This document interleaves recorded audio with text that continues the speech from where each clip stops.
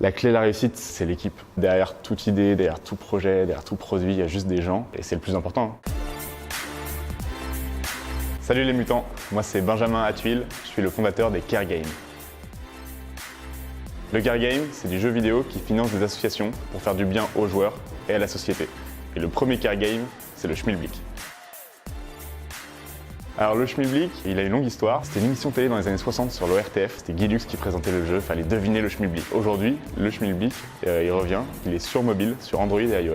C'est un jeu de devinette, un jeu de quiz, qui est gratuit à télécharger et qui fait que plus on joue au Schmilblick, plus on finance une association d'intérêt général. En 2018, le défi pour les Care Games, c'est déjà de se multiplier. Donc ça va être transformer d'autres jeux en Care Game, de faire en sorte que le Care Game, ça devienne peut-être à terme la norme. Alors on n'y arrivera pas en un an, mais en un an, il faut qu'on pose déjà les bonnes bases. Révolutionner les apps de jeux en France, ce serait leur faire réaliser qu'elles aussi, elles ont intérêt à être solidaires. On peut en faire un levier de solidarité monstrueux, même en reversant un pourcentage de ces achats à des associations. On peut avoir un impact génial sur la société.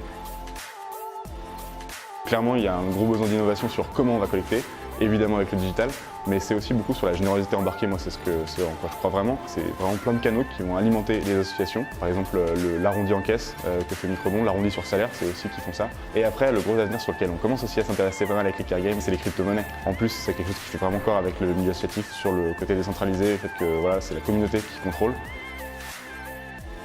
C'est vraiment l'équilibre. Pour moi, c'est un mot qui est clé de voûte pour tout. L'équilibre, ça ne peut pas être toujours au milieu, dans la moyenne. C'est vraiment savoir parfois être très ambitieux et parfois être très humble et c'est utiliser toute la gamme. La clé de la réussite, c'est l'équipe. C'est l'équipe qui fera qu'un projet marche bien, cartonne, qui incarne aussi son produit. C'est parce qu'on a une bonne équipe qu'on travaille bien, qu'on est heureux de venir, qu'on va plus vite. Pour se lancer vraiment au tout début, les premiers conseils pour attirer la bonne équipe, c'est d'en parler. Documentez-vous, parlez-en autour de vous. Donc allez-y quoi, foncez, parce que plus vous allez rater vite, plus vous allez vous rendre compte rapidement de ceux qui ne vont pas, mieux vous allez construire vite. Je dirais que c'est David Laurin.